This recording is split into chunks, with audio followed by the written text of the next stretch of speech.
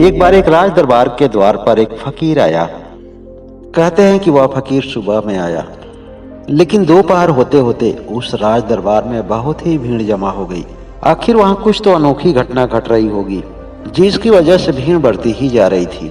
और इससे भी अधिक हैरान करने वाली बात कि शाम होते होते उस राज दरबार में जो भी बातें हो रही थी, लोग जो ही सुन रहे थे वहां आते चले जा रहे थे। और शाम होते होते वहां पर राज्य के सभी नागरिक उपस्थित हो गए। आइए जानते हैं कि आखिर फकीर ने ऐसा क्या किया, ऐसा कौन सा जादू किया, ऐसा कौन सा चमत्कार किया, जिसकी वजह से लोगों की इतनी सारी भीड़ जमा हो गई। जिस समय फकीर राज दरबार में पहुंचा, सुबह का समय था। उस फकीर के पास भिक्षा मांगने वाला एक पात्र था। महल के द्वार पर उसने भिक्षा के लिए आवाज लगाई। जब राजा ने अपने दरबारियों से उसे भिक्षा देने के लिए कहा, तो फकीर ने राजा के सामने अपनी एक शर्त रख दी। फकीर ने कहा कि मैं भिक्षा तब तक नहीं लूंगा जब तक आप हमारी शर्त को मान नहीं लेते हैं। राजा ने कहा कि फकीर बाबा, क्या शर्त है तुम्हारी? फकीर ने कहा कि जब तक हमारे भिक्षा पात्र को आप पूरी तरह से भर नहीं देंगे, तब तक मैं यहाँ से जाऊंगा नहीं।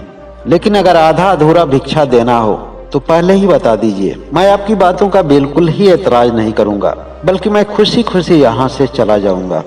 लेकिन अगर मेरी शर्तें मंजूर है तो मेरे भिक्षा पात्र को पूरी तरह से भरना पड़ेगा। राजा ने फकीर के भिक्षा पात्र को देखते हुए जोर से हंसा। उसने कहा कि एक चक्रवर्ती सम्राट का राज दरबार है, कोई सामान्य आदमी का घर नहीं है। राजा ने फकीर की शर्तों को मंजूर करते हुए अपने राज दरबारियों को यह आदेश दिया कि भिक्षा पात्र आभूषणों से भर दिया जाए।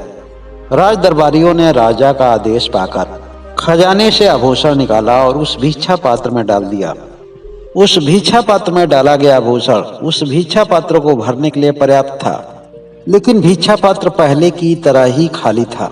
उस भिक्षा पात्र में आभूषण का कहीं कुछ पता नहीं था। इस तरह से उस भिक्षा पात्र में बहुत सारा आभूषण डाला गया, कीमती से कीमती रत्न डाला गया, फिर भी भिक्षा पात्र पहले की ही तरह खाली था। यह सभी दृश्य राज दरबारी और राजा देखकर आश्चर्यचकित होने लगे। यह राजा के लिए एक बहुत ही चिंताजनक बात थी। यह खबर बहुत ही तेजी से उस पूरे राज्य में फैलने लगी, जिसके भी कानों में यह बात पहुंच रही थी।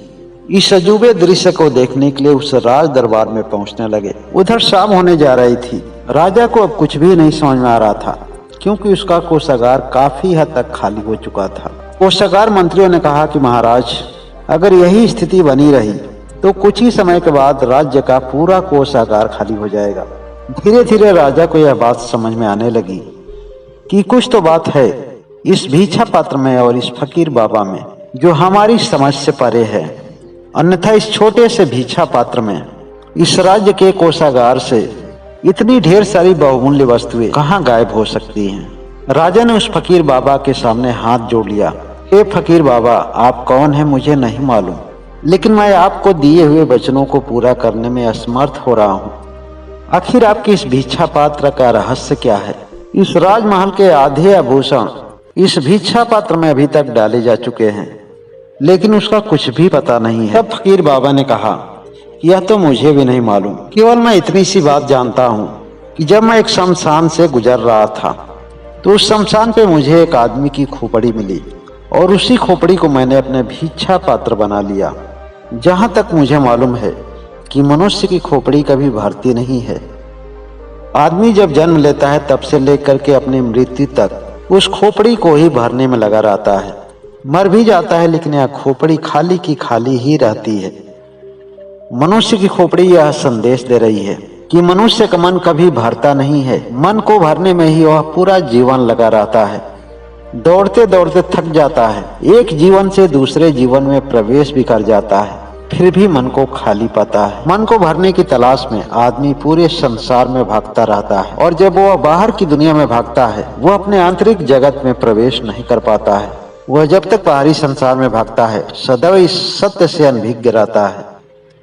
मन को भरने के लिए उसे तृप्त होना पड़ेगा, और तृप्ति तो उसे तभी मिलेगी जब उसके आत्मा से परमात्मा का मिलन होगा, और यह तभी संभव है जब वह आंतरिक जगत में जाएगा, अपने अंदर की आकाश गंगा में गोता लगाएगा।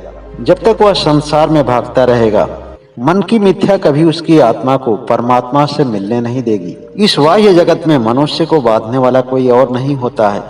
मनुष्य को बांधने वाला ना ही उसका परिवार होता है और ना ही उसके रिश्ते होते हैं, उसे तो केवल उसका भ्रम बांधे रखता है। मनुष्य का भ्रम ही उसके जीवन का सबसे बड़ा बंधन होता है।